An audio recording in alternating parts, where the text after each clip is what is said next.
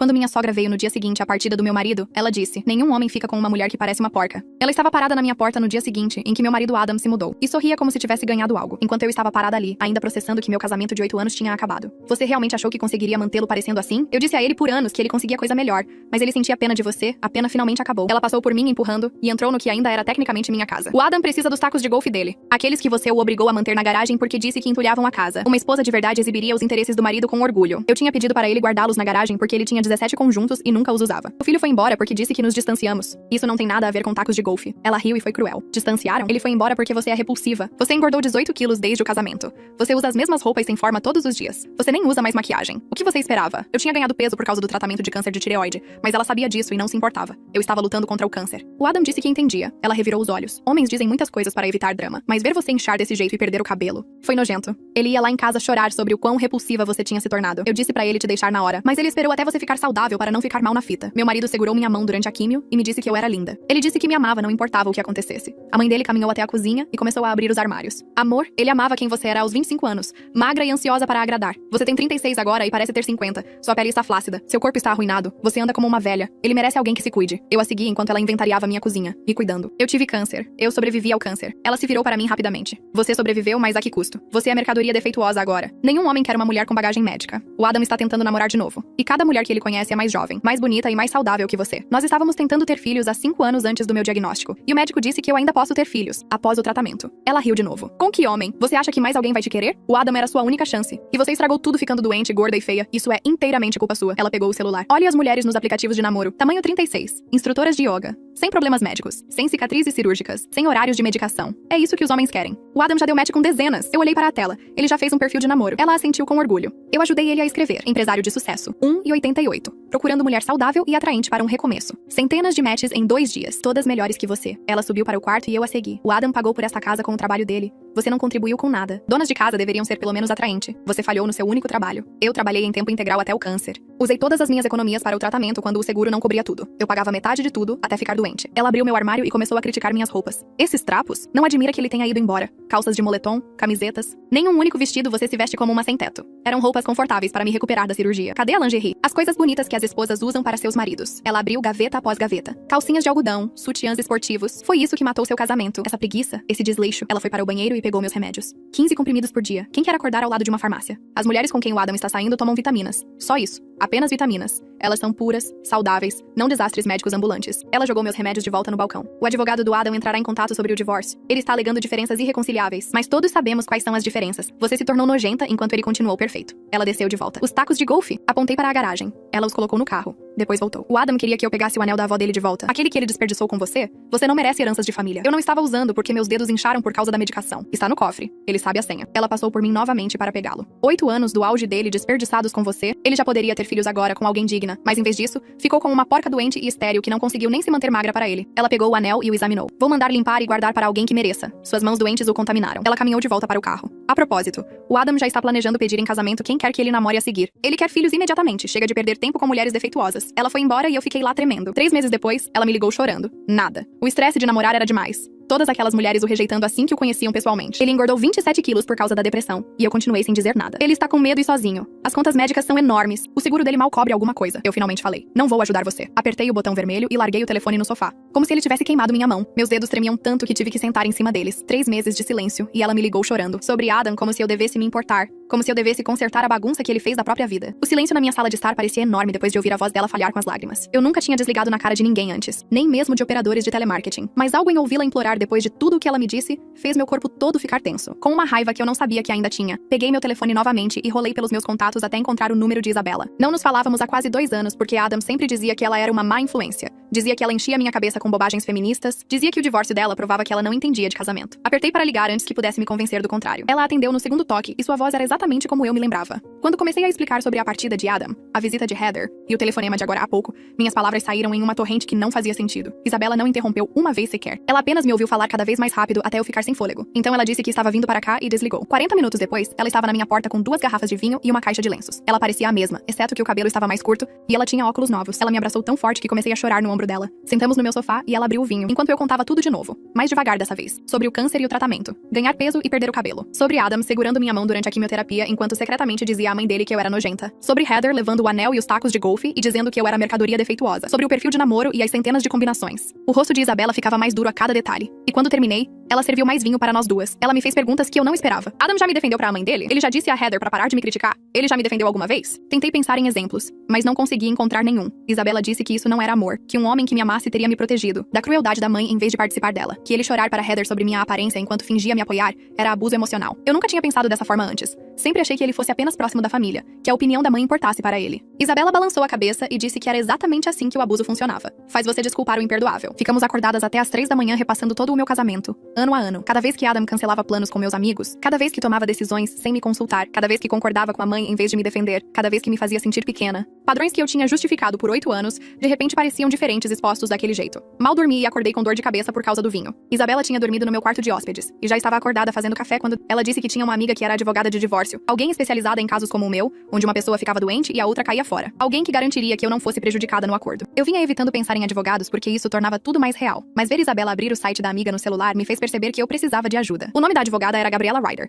e sua prática focava em dificuldades médicas e manipulação financeira em divórcios. Isabela mandou uma mensagem para ela ali mesmo e teve resposta em 5 minutos. Gabriela tinha um cancelamento naquela tarde e poderia me ver às 14 horas. Isabela me levou ao escritório porque minhas mãos tremiam demais para dirigir. O escritório de Gabriela ficava em um pequeno prédio no centro, com plantas em todas as janelas. Ela era mais jovem do que eu esperava, com cabelos escuros presos para trás e olhos aguçados que pareciam ver através de mim. Ela apertou minha mão e gesticulou para uma cadeira em frente à sua mesa. Então ela me pediu para contar tudo. Passei por toda a história novamente e vi o rosto dela mudar. Quando cheguei à visita, o maxilar dela estava tenso. Quando descrevi o telefonema daquela manhã, ela parecia furiosa. Ela fez perguntas específicas sobre dinheiro, quanto eu contribuí para uma entrada da casa, qual porcentagem das contas eu pagava antes do câncer, quanto das minhas economias foi para despesas médicas, se o nome de Adam estava na minha dívida médica. Eu não tinha pensado em nada disso como relevante para o divórcio. Gabriela explicou que minhas contribuições financeiras importavam, que os tribunais se importam com quem pagou o quê, que minha dificuldade médica e perda de renda durante o tratamento eram fatores para a pensão alimentícia. Ela perguntou se eu tinha documentação, e eu disse que guardava todos os meus extratos bancários e recibos. Ela sorriu pela primeira vez e disse que isso era bom, que poderíamos construir um caso forte com a documentação adequada. Passei os 3 dias seguintes vasculhando caixas na minha garagem e arquivos no meu escritório. Cada extrato bancário dos últimos 8 anos, cada recibo que guardei, cada confirmação de pagamento,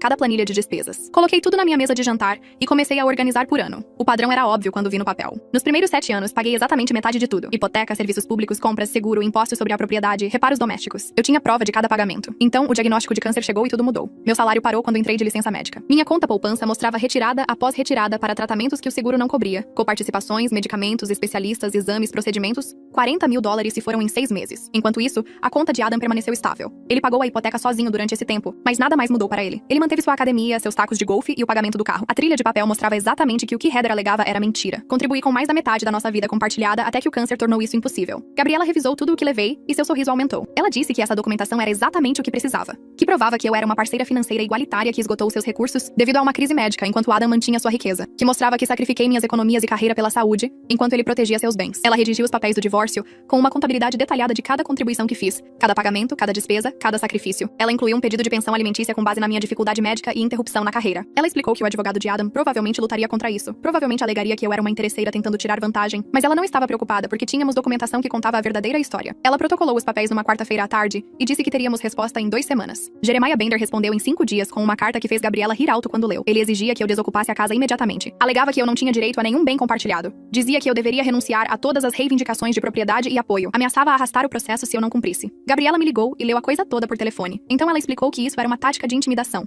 que o advogado de Adam estava tentando me assustar para aceitar nada, que não se sustentaria no tribunal porque tínhamos prova das minhas contribuições, que juízes não veem com bons olhos advogados que fazem exigências irracionais. Ela disse para não me preocupar, que isso na verdade tornava nosso caso mais forte, porque mostrava que Adam estava sendo irracional. Senti-me aliviada ao ouvir a confiança dela, embora a carta me assustasse. Meu telefone vibrou com uma mensagem de Megan 2 dias depois. Ela disse que queria conversar porque estava preocupada com nós dois, que sabia que as coisas estavam complicadas, mas esperava que ainda pudéssemos ser amigas. Encarei a mensagem por 10 minutos tentando decidir se queria responder. Megan sempre foi gentil comigo, nunca cruel como Heather, nunca julgadora. Ela me enviou pacotes de cuidados durante a químio, ligou pra ver como eu estava, enviou cartões engraçados para me fazer rir, mas ela também era irmã de Adam, parte da família dele, parte do sistema que o criou. Respondi e concordei em encontrar para um café porque estava curiosa sobre o que ela sabia, o que tinha ouvido, de que lado estava. Encontramo-nos num café perto do trabalho dela no sábado de manhã. Megan parecia cansada quando entrou. Ela me abraçou e pediu lattes para nós duas, e nos sentamos perto da janela. Ela começou dizendo que soube do divórcio e lamentava que as coisas não tivessem dado certo, que ela sempre gostou de mim e esperava que pudéssemos manter contato. Assenti e esperei que ela chegasse ao verdadeiro motivo da ligação. Ela respirou fundo e disse que estava morando no porão de Heather, que ele estava desmoronando, ganhando peso, não tomava banho, não saía de casa, que namorar era mais difícil do que ele esperava, que as mulheres o rejeitavam quando o conheciam pessoalmente, que ele estava deprimido e assustado e não sabia o que fazer. Ouvi sem reagir e ela continuou falando. Ela disse que Harry estava preocupada com ele, que não sabia como ajudar, que talvez eu pudesse falar com ele. Quase ri disso, mas segurei. Então Meghan disse algo que me fez endireitar na cadeira. Ela admitiu que ouviu o discurso de Heather para mim, que estava lá naquele dia escondida no carro, que ouviu tudo o que a mãe disse e ficou horrorizada, que queria entrar e impedir, mas estava com muito medo da raiva de Heather. Eu precisava saber a verdade e perguntei diretamente a Meghan se Adam realmente reclamava da minha aparência durante o tratamento. Ela parou de mexer o café e olhou para a espuma pelo que pareceu 1 minuto inteiro. Então ela assentiu lentamente e disse: sim, ele reclamou com Heather sobre sua aparência. Meu estômago embrulhou, mas fiquei quieta e esperei que ela continuasse falando. Ela explicou que Adam estava assustado quando fiquei doente e não sabia como lidar vendo-me passar pela químio. Ele falava com Heather porque precisava de alguém para desabafar, e ela estava sempre disponível para ouvir. Mas Heather pegava cada pequena reclamação e a transformava em algo enorme e feio. Ela encorajava os piores pensamentos dele e os tornava maiores do que eram. Meghan disse que Adam mencionava que eu parecia cansada e Heather respondia que eu parecia nojenta. Ele dizia que o ganho de peso o preocupava. E ela dizia que eu estava me tornando repulsiva. Ela amplificava tudo até que os medos dele se tornassem as armas dela. Meghan olhou para mim com tristeza real e disse que isso não desculpava o que ele fez. Estar assustado não lhe dava permissão para me abandonar ou deixar a mãe me atacar. Ela disse que queria que eu soubesse a verdade, mesmo que isso fizesse Adam parecer pior. Fiquei sentada processando essa informação e percebi que, na verdade,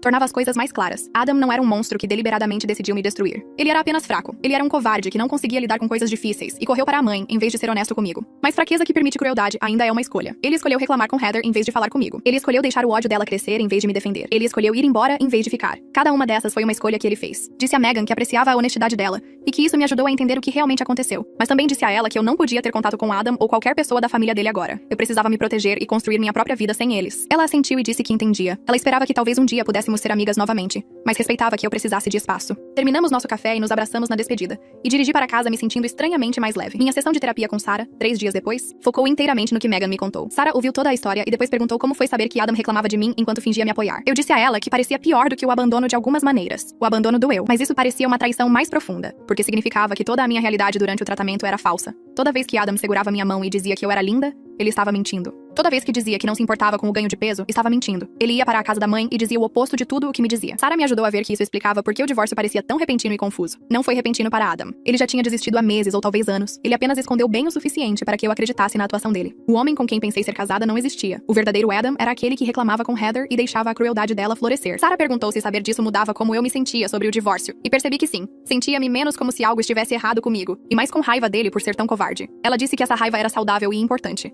Significava que eu estava começando a ver a situação claramente em vez de me culpar. Tive minha consulta com Caden na semana seguinte e ele ficou emocionado ao olhar meus resultados de exames. Meus níveis de tireoide estavam se estabilizando lindamente e todos os meus outros números pareciam ótimos. Ele disse que eu estava me recuperando melhor do que a maioria dos pacientes e que meu corpo tinha respondido muito bem aos ajustes de medicação. Então ele mencionou quase casualmente que o ganho de peso deveria começar a sair agora que tudo estava equilibrado corretamente. Sentei ali e percebi que não me importava com isso tanto quanto pensei que me importaria. O peso tinha sido essa coisa enorme na minha mente porque Heather fez parecer a pior coisa sobre mim. Mas sentada no escritório de Caden, olhando para a prova de que eu estava saudável, percebi que meu corpo tinha lutado contra o câncer e vencido. Ele sobreviveu a veneno, cirurgia e radiação. Ele me manteve viva. Se ele estava 18 quilos mais pesado, não parecia mais tão importante. Disse a Caden que estava mais interessada em ficar saudável do que perder peso. E ele sorriu e disse que essa era exatamente a atitude certa. Ele disse que muitos pacientes ficavam obcecados em voltar ao peso pré-câncer e perdiam o ponto de que estavam vivos. Saí do escritório dele sentindo orgulho do meu corpo pela primeira vez em anos. Mas então Caden perguntou se eu tinha mais alguma dúvida antes de terminarmos e me vi perguntando sobre fertilidade. Eu precisava saber a verdade depois de tudo que Heather disse sobre eu ser estéril e danificada. Caden puxou mais resultados de exames e me disse que meu prognóstico de fertilidade era excelente. O câncer e o tratamento não tinham afetado meu sistema reprodutivo em nada. Eu poderia ter filhos sempre que estivesse pronta,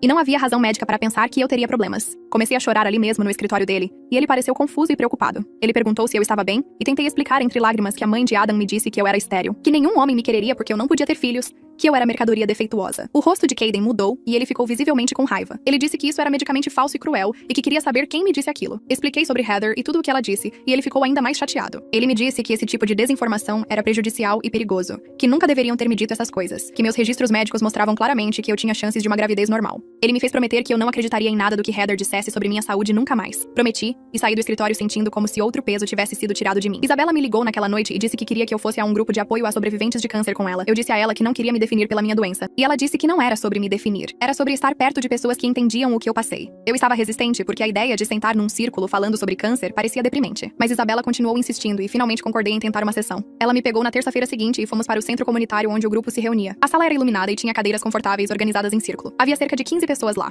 variando dos 20 aos 70 anos. O facilitador deu as boas-vindas a todos. Ele convidou as pessoas a compartilhar atualizações. Sentei quieta e apenas ouvi enquanto as pessoas falavam sobre seus progressos no tratamento, desafios e vitórias. Duas mulheres mencionaram que seus parceiros as deixaram durante o tratamento. O marido de uma mulher pediu o divórcio enquanto ela ainda estava na químio. O namorado de outra mulher mudou-se. Ouvir as histórias delas me fez sentir menos sozinha e menos envergonhada. Eu não era a única pessoa com quem isso tinha acontecido. Não era porque eu era unicamente incapaz de ser amada. Algumas pessoas simplesmente não conseguem lidar com coisas difíceis e vão embora. No final da sessão, o facilitador perguntou se alguém novo queria se apresentar. Levantei minha mão, disse meu nome e que tinha terminado o tratamento para câncer de tireoide há 6 meses. Todos me deram as boas-vindas e várias pessoas vieram falar comigo depois. As duas mulheres cujos parceiros as deixaram me deram seus números de telefone e disseram para ligar a qualquer hora. Comprometi-me a voltar na próxima semana. Gabriela me ligou 2 dias depois com notícias sobre o processo de divórcio. Ela disse que tinha recuado de todas as suas exigências agressivas e agora propunha mediação. Ela suspeitava que Adam não podia arcar com uma longa batalha legal, especialmente com suas despesas médicas atuais. O desastre do namoro e a depressão aparentemente criaram problemas financeiros. Gabriela disse que a mediação seria mais rápida e barata para nós dois, e ela achava que poderíamos conseguir um acordo justo. Perguntei se isso significava que Adam estava desesperado. Ela disse que sim,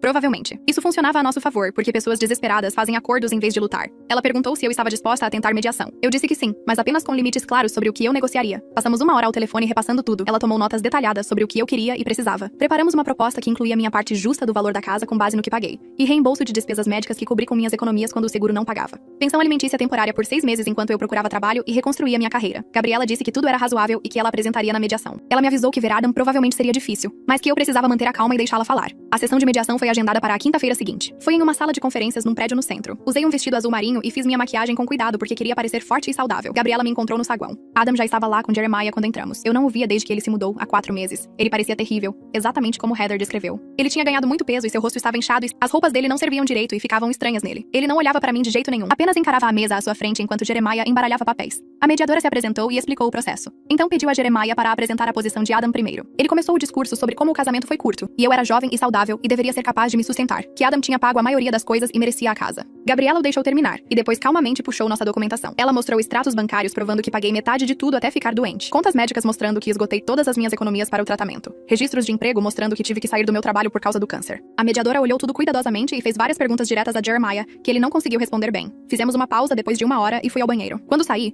Adam estava parado no corredor sozinho. Ele tentou caminhar em minha direção e eu me virei e fui na direção oposta, de volta à sala de conferências. Eu não estava pronta para ouvir o que quer que ele quisesse dizer. Eu não lhe devia a chance de se desculpar ou explicar ou se sentir melhor sobre o que fez. Gabriela estava esperando e perguntou se eu estava bem. Assenti e disse que só queria terminar logo com isso. A mediadora nos chamou de volta e perguntou se havia espaço para compromisso. Gabriela apresentou nossa proposta e explicou cada ponto. A mediadora pareceu achar justa. Jeremiah argumentou por um tempo, mas eventualmente Adam falou baixinho e disse que concordaria. Simples assim, acabou. Tínhamos alcançado um acordo preliminar. Eu receberia 40% do valor da casa, o que era menos do que os 50% que eu merecia, mas o suficiente para recomeçar. 6 meses de pensão alimentícia para cobrir despesas enquanto eu encontrava trabalho. Adam não contestaria o divórcio. Gabriela disse que não era perfeito, mas era justo o suficiente. Assinei o acordo preliminar e saí daquele prédio me sentindo livre. Isabela trouxe anúncios de apartamentos no dia seguinte e sentamos na minha mesa da cozinha com café. Ela circulava possibilidades com uma caneta vermelha. A maioria dos lugares era muito cara ou muito longe das minhas perspectivas de emprego, mas ela continuou procurando. Encontramos um anúncio que parecia promissor em um bairro que eu sempre gostei quando Adam e eu passávamos por lá anos atrás. O apartamento tinha janelas grandes nas fotos e uma varanda minúscula voltada para o sul. Isabela ligou para o proprietário na hora e marcou uma visita para aquela tarde. O apartamento ficava no 3º andar de um prédio antigo. O proprietário nos mostrou a cozinha, que era pequena, mas tinha sido reformada recentemente com armários brancos e balcões de granito. O quarto era grande o suficiente para uma cama queen. A sala de estar tinha aquelas janelas grandes que eu tinha visto nas fotos,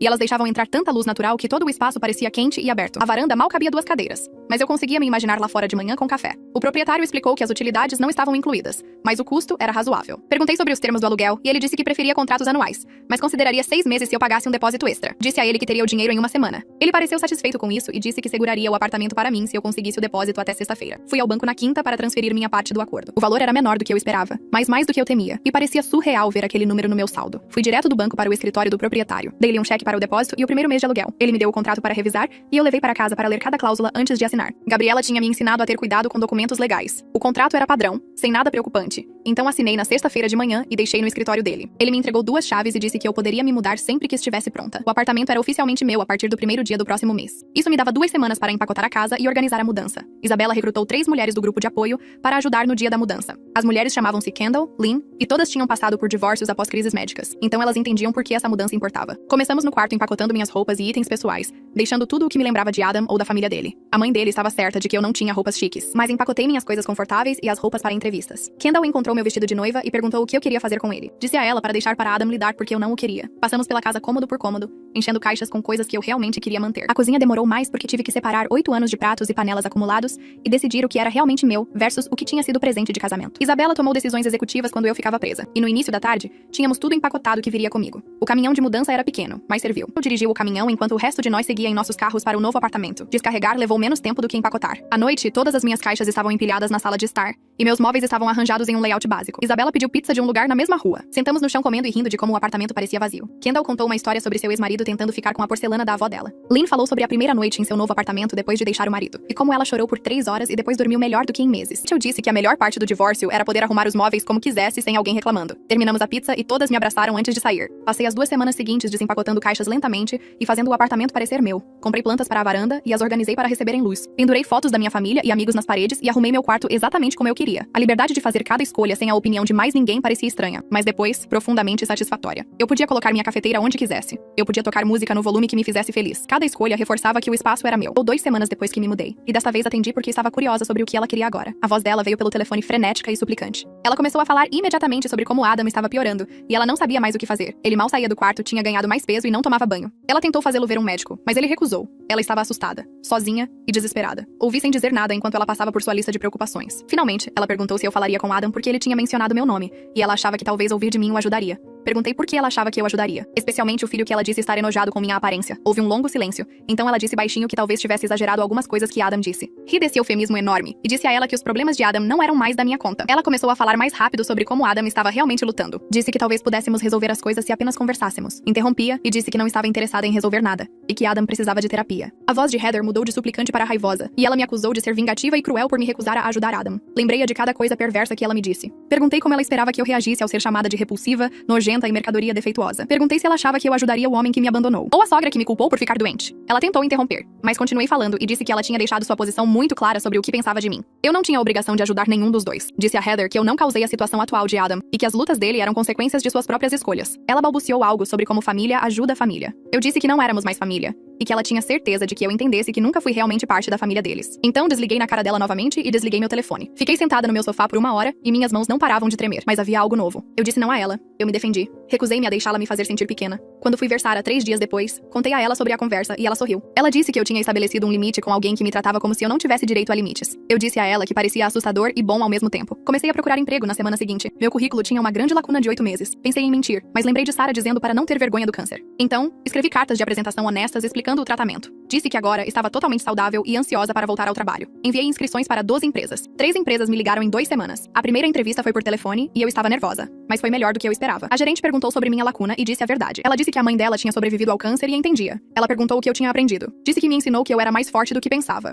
A segunda entrevista foi pessoalmente e usei uma roupa antiga. O gerente lá fez perguntas semelhantes e pareceu impressionado quando falei sobre gerenciar o tratamento. Ele disse que resiliência era exatamente o que a equipe deles precisava. A terceira entrevista foi com uma empresa menor, e a chefe era uma mulher que também tinha tido câncer. Conversamos por 1 hora sobre trabalho, vida e sobrevivência. Ela me ofereceu o emprego no final. Recebi 2 ofertas no total. Uma pagava mais, mas tinha a mesma sensação corporativa do meu antigo emprego. A outra pagava menos, mas tinha melhor seguro e a chefe que também tinha sobrevivido ao câncer. Escolhi a segunda. Quando liguei para aceitar, minha nova chefe disse que valorizava especificamente funcionários que superaram coisas difíceis, porque traziam força e perspectiva para a equipe. Chorei depois de desligar, mas eram lágrimas boas. Começar a trabalhar parecia recuperar um pedaço de mim que eu tinha perdido. Não apenas durante o câncer, mas durante todo o meu casamento. Eu sempre trabalhei, até Adam começar a sugerir que talvez eu não precisasse. Talvez eu pudesse focar na casa e eventualmente nos filhos. Continuei trabalhando de qualquer maneira, mas me sentia culpada por isso, como se estivesse falhando em ser uma esposa. Agora entrei no meu novo escritório e ninguém se importava com meu peso ou minhas cicatrizes ou se eu usava maquiagem. Eles se importavam se eu conseguia fazer o trabalho. Meus colegas eram amigáveis sem serem intrometidos. Faziam perguntas normais, sobre onde eu morava e o que gostava de fazer. Ninguém me tratava como se eu fosse frágil ou danificada. Ninguém agia como se eu pudesse quebrar. Megan me mandou mensagem 2 semanas depois que comecei. Ela disse que ouviu sobre meu novo emprego de alguém e queria me parabenizar. Então, ela acrescentou que estava finalmente vendo um terapeuta, porque sua depressão tinha ficado ruim o suficiente para que até estivesse preocupada. Li essa mensagem 3 vezes. Parte de mim se sentiu aliviada por ele estar recebendo ajuda. Parte de mim sentiu raiva por ter sido preciso ele desmoronar para que a mãe levasse a saúde mental a sério. Ela me disse para simplesmente superar o câncer, mas a tristeza de Adam lhe rendeu terapia e apoio. Não respondi a mensagem de Megan por algumas horas. Finalmente, apenas disse obrigado e que esperava que a terapia o ajudasse. Não pedi detalhes. Não queria saber mais. O divórcio foi finalizado 6 semanas após a mediação. Gabriela me enviou os documentos oficiais com um bilhete anexo,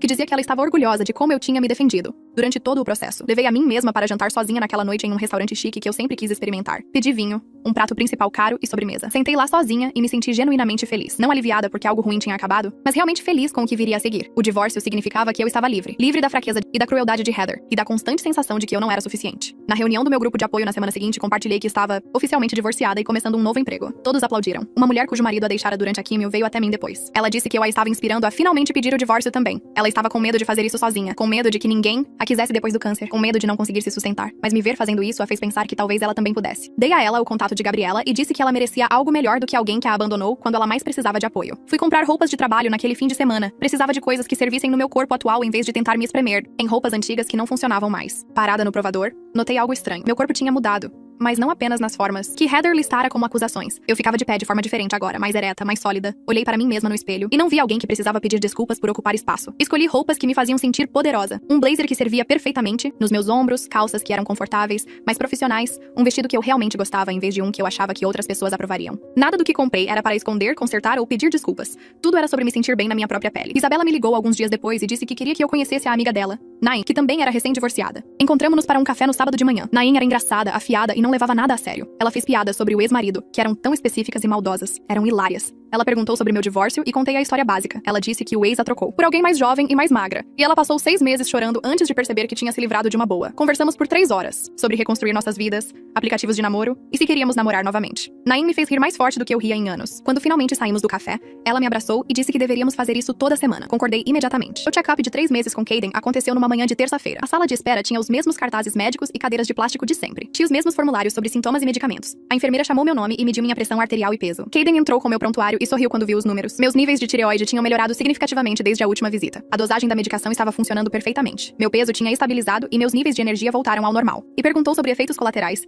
e eu disse a ele que me sentia melhor do que em mais de um ano. Ele assentiu e fez anotações no meu prontuário. Então ele olhou para mim e disse que algo tinha mudado além das melhorias médicas. Eu parecia diferente de alguma forma, mais presente, mais viva. Pensei sobre isso por um momento e percebi que ele estava certo. Deixar meu casamento tinha sido tão curativo quanto qualquer tratamento médico. O estresse de viver com alguém que me ressentia tinha desaparecido. A constante sensação de inadequação tinha desaparecido. Eu estava reconstruindo minha vida nos meus próprios termos, e isso transparecia em como eu me portava. Caden agendou minha próxima consulta, para daqui a 6 meses em vez de 3. Isso pareceu um marco, como se eu estivesse me formando de pessoa doente para apenas pessoa. Baixei 3 aplicativos de namoro naquele fim de semana. Disse a mim mesma que não estava procurando nada sério. Só queria provar que era desejável. Apesar de tudo o que Heather disse sobre eu ser mercadoria defeituosa. A atenção veio imediatamente. Dezenas de combinações nos primeiros dias. Homens me mandando mensagens com elogios e perguntas. Alguns deles estavam claramente apenas procurando algo casual. Alguns pareciam genuinamente interessados em me conhecer. Eu era exigente sobre a quem respondia. Procurava homens que tinham perfis completos com informações reais. Homens que faziam perguntas em vez de apenas enviar fotos. Homens que pareciam valer a pena conhecer pessoalmente. A validação foi boa. Cada combinação era prova de que Heather estava errada. Cada mensagem era evidência de que os homens me queriam apesar do meu histórico médico e corpo mudado. Conversei com vários caras ao longo de 2 semanas. A maioria das conversas esfriou naturalmente. Algumas ficaram estranhas, quando forçaram fotos ou ficaram íntimas rápido demais. Mas um cara chamado Nigel parecia diferente. O perfil dele dizia que ele era professor de ensino médio, que gostava de caminhadas e cozinhar. As mensagens dele eram engraçadas e atenciosas. Ele perguntou sobre meus interesses e compartilhou histórias sobre seus alunos. Depois de uma semana trocando mensagens, ele sugeriu nos encontrarmos para um café. O café estava cheio quando cheguei. Nigel já estava lá em uma mesa de canto. Ele se levantou quando me viu e sorriu. Ele parecia com as fotos, o que foi um alívio. Pedimos nossas bebidas, sentamos e começamos a conversar. A conversa fluiu facilmente. Ele me contou sobre ensinar história para adolescentes que na maioria só queriam olhar para seus telefones. Contei a ele sobre meu novo emprego e como era bom estar trabalhando novamente. Falamos sobre livros, música e lugares para onde queríamos viajar. 4 horas se passaram sem eu perceber. A equipe do café começou a limpar ao nosso redor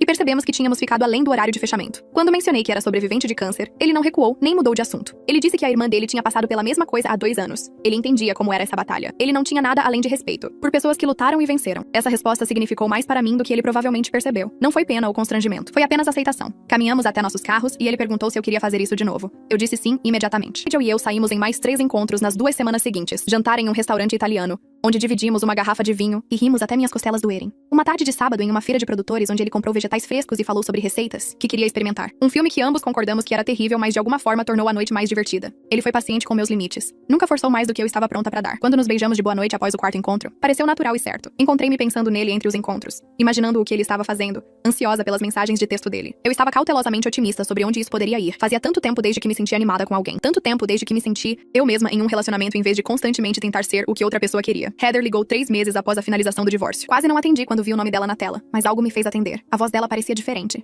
Derrotada, triste, não com raiva ou manipuladora, como antes. Ela perguntou se eu estaria disposta a falar com Adam. Ele tinha pedido especificamente por mim. Ele estava lutando e queria se desculpar. Ela disse de uma maneira que parecia mais súplica do que exigência. Fiquei sentada no meu sofá, segurando o telefone e não sentindo nada. Sem raiva, sem satisfação. Apenas um vazio onde esses sentimentos costumavam estar. Disse a Heather que não estava interessada em falar com Adam. Ele precisava trabalhar seus problemas com seu terapeuta, não comigo. Eu não era mais esposa dele. Eu não era seu sistema de apoio. Eu não era responsável pela cura dele. Ela ficou quieta por um longo momento. Então ela disse que entendia. A voz dela falhou um pouco. Ela disse que queria pedir desculpas por como me tratou, pelas coisas que disse durante aquela visita, por me culpar pelas escolhas de Adam. O pedido de desculpas me surpreendeu. Eu não esperava, mas parecia mais sobre a culpa dela do que sobre a minha cura. Como se ela precisasse se livrar do peso mais do que precisava que eu a perdoasse. Perguntei por que ela foi tão cruel comigo. Por que ela disse aquelas coisas perversas sobre minha aparência e meu valor. Houve outro longo silêncio. Então ela admitiu que me culpava pela infelicidade de Adam porque era mais fácil do que admitir que o filho dela fazia suas próprias escolhas. Ela disse que ver Adam desmoronar nos últimos meses a fez perceber que ela tinha habilitado as piores qualidades dele a vida toda. Ela o protegia das consequências. Ela inventava desculpas para o comportamento dele. Ela o ensinou que os sentimentos dele importavam mais do que a humanidade de outras pessoas. E agora ele estava pagando o preço por nunca aprender a assumir a responsabilidade por si mesmo. Essa conversa me deu um encerramento que eu não sabia que precisava. Agradeci pelo pedido de desculpas. Disse a ela que esperava que Adam melhorasse. Falei sério,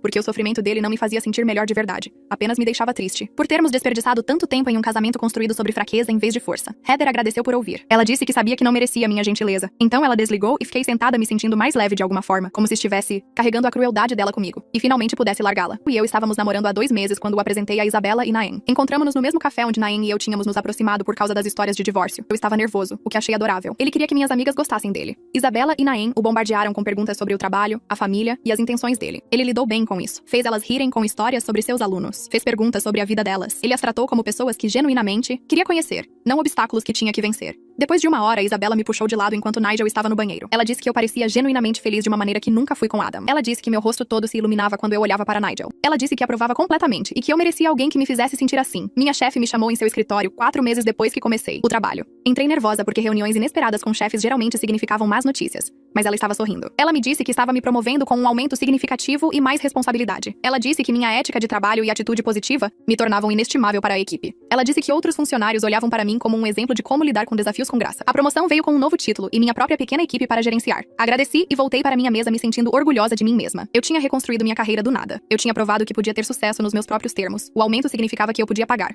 um apartamento melhor e começar a economizar dinheiro novamente. Significava que eu era financeiramente independente de uma forma que não era desde antes do câncer. Significava que eu estava construindo uma vida que pertencia inteiramente a mim. A reunião do grupo de apoio no meu aniversário de 1 ano livre do câncer parecia diferente desde o momento em que entrei. Alguém tinha pendurado serpentinas pela sala do centro comunitário e havia um bolo na mesa, com 1 ano forte, escrito em glacê roxo. O facilitador sorriu para mim e todos começaram a aplaudir. Fiquei lá me sentindo envergonhada e grata. Ao mesmo tempo, essas pessoas entendiam o que significava sobreviver de uma maneira que meu ex-marido nunca entendeu. Elas celebravam o fato de que eu ainda estava aqui em vez de lamentar quem eu costumava ser. Comemos bolo e compartilhamos histórias sobre nossas jornadas de recuperação. Uma mulher chamada Kendall me disse que se lembrava da minha primeira reunião, quando eu mal conseguia falar sem chorar. Ela disse que me ver reconstruir minha vida lhe dava esperança de que ela poderia fazer o mesmo. Eu a abracei e percebi que tinha me tornado o tipo de sobrevivente que eu precisava ver quando estava no meu ponto mais baixo. A noite terminou com todos assinando um cartão que tinham feito para mim. Levei para casa e coloquei na minha geladeira, onde podia ver todas as manhãs. Megan me mandou mensagem 2 dias depois perguntando se poderíamos nos encontrar para um café. Hesitei porque tinha dito a ela que precisava de espaço da família de Adam, mas a mensagem dizia que ela tinha algo importante para me contar e prometia que seria rápido. Concordei em encontrar num café perto do meu apartamento. Ela já estava lá quando cheguei e parecia cansada, mas mais calma do que na última vez que conversamos. Ela pediu lattes para nós duas e foi direto ao ponto. Adam estava indo melhor após 6 meses de terapia. Ele tinha aceitado que nosso casamento tinha acabado e parou de tentar namorar enquanto trabalhava em si mesmo. Ele estava perdendo peso lentamente e tomando medicação para a depressão. Ela disse que ele finalmente entendeu que seus problemas eram responsabilidade dele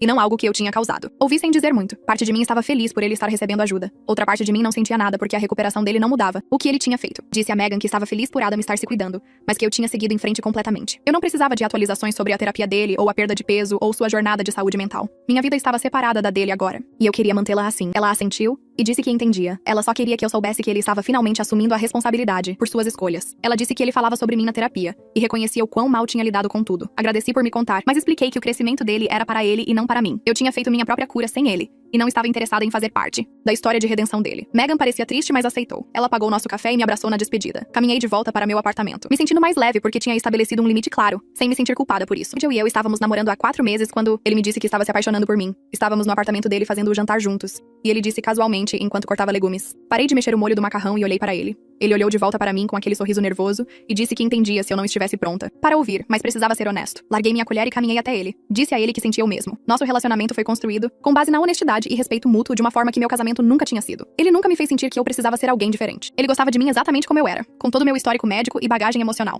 Nos beijamos e terminamos de fazer o jantar, e conversamos sobre o que estar apaixonado significava para nós. Nenhum de nós queria apressar nada, mas ambos sabíamos que isso era real. Apresentei-na à minha família durante o jantar de ação de graças na casa dos meus pais. Minha mãe vinha pedindo para conhecê-lo há semanas, e finalmente me senti pronta. Ele trouxe vinho e flores e encantou a todos nos primeiros 10 minutos. Meu pai perguntou sobre o trabalho dele ensinando inglês no ensino médio, e eles conversaram sobre livros por meia hora. Meu irmão mais novo fez piadas, e Nigel riu de todas elas. Depois do jantar, minha mãe me puxou para a cozinha enquanto limpávamos. Ela disse que estava emocionada em me ver tão feliz e saudável. Então ela admitiu que nunca gostou de Adam, mas não queria interferir no meu casamento. Perguntei por que ela não gostava dele, e ela disse que ele sempre parecia mais interessado em como eu o fazia parecer do que em quem eu realmente era. Comecei a rir e chorar ao mesmo tempo. Ela me abraçou e disse que estava orgulhosa de como eu tinha reconstruído minha vida. Ela disse que Nigel olhava para mim como se eu fosse a pessoa mais interessante na sala e que era assim que o amor deveria parecer. Decidi me mudar do meu pequeno apartamento, 6 meses após a finalização do divórcio. O lugar tinha servido ao seu propósito, mas eu queria algo maior, com mais luz. Me ajudou a procurar apartamento, embora ainda não estivéssemos morando juntos. Ele disse que estava investindo no futuro dele, porque esperava que eu o quisesse por perto permanentemente algum dia. Encontramos um lugar de 2 quartos com grandes janelas e uma varanda que recebia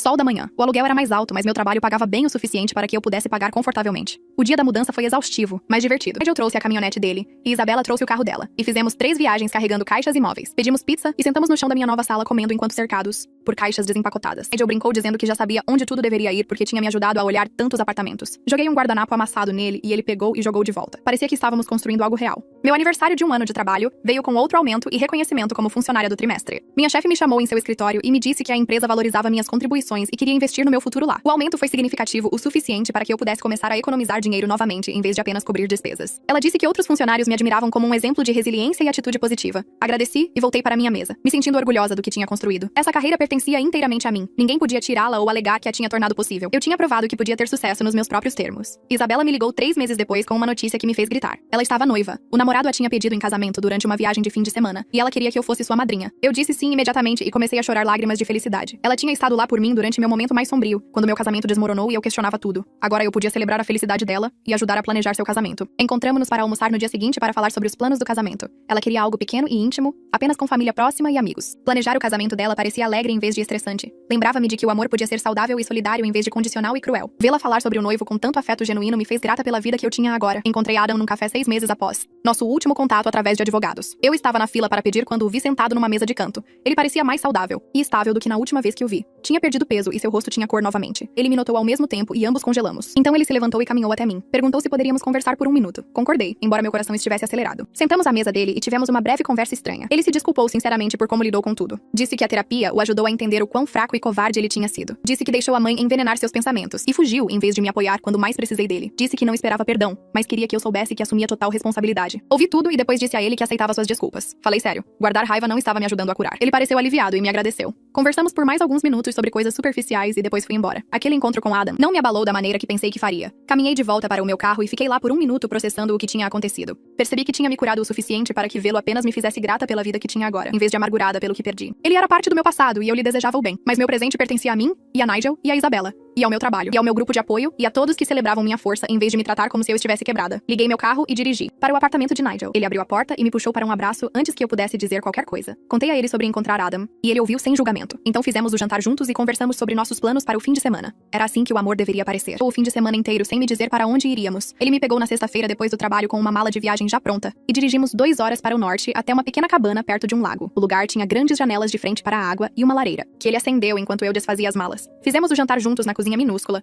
e comemos no convés assistindo ao pôr do sol sobre a água. Na manhã seguinte, caminhamos ao redor do lago e paramos numa clareira de onde se podia ver por quilômetros. Ele pegou minha mão e me disse que queria construir um futuro comigo. Disse que sabia que estávamos juntos há apenas 1 ano, mas nunca teve tanta certeza de nada. Disse a ele que sentia o mesmo e falei sério. 6 meses atrás eu não estaria pronta para aquela conversa, mas agora estava. Passamos o resto do fim de semana conversando sobre o que queríamos e fazendo planos que pareciam reais em vez de assustadores. O grupo de sobreviventes de câncer me pediu para falar no evento anual deles 3 semanas depois. Quase disse não porque falar na frente de 100 pessoas sobre meu divórcio parecia muito pessoal, mas o facilitador disse que minha história sobre reconstruir após o tratamento e o fim do casamento ao mesmo tempo ajudaria pessoas que se sentiam sozinhas em situações semelhantes. Escrevi notas, mas acabei falando principalmente de memória sobre tudo o que aconteceu. Contei a ele sobre a visita de Heather e a partida de Adam, e a perda das minhas economias para contas médicas, e a sensação de que minha vida tinha acabado. Então contei a ele sobre encontrar Gabriela e conseguir meu acordo e começar meu novo emprego, e conhecer-no e construir uma vida que pertencia a mim. Depois, dezenas de pessoas vieram me agradecer, e várias mulheres me disseram que minha história lhes deu coragem para deixar seus próprios casamentos ruins. Uma mulher perguntou se podia me ligar algum dia para falar sobre o divórcio dela, e eu lhe dei meu número. Ajudar os outros compartilhando o que passei. Parecia a peça final para transformar minha dor em algo que importava. 18 meses depois que Adam foi embora, eu estava sentada na minha varanda com café, assistindo o bairro acordar. Eu ainda estava dormindo lá dentro, e eu tinha amanhã para mim para pensar. Percebi que Heather estava acidentalmente certa sobre uma coisa quando disse que eu não era a mesma mulher com quem Adam se casou, mas ela estava errada sobre o motivo disso importar.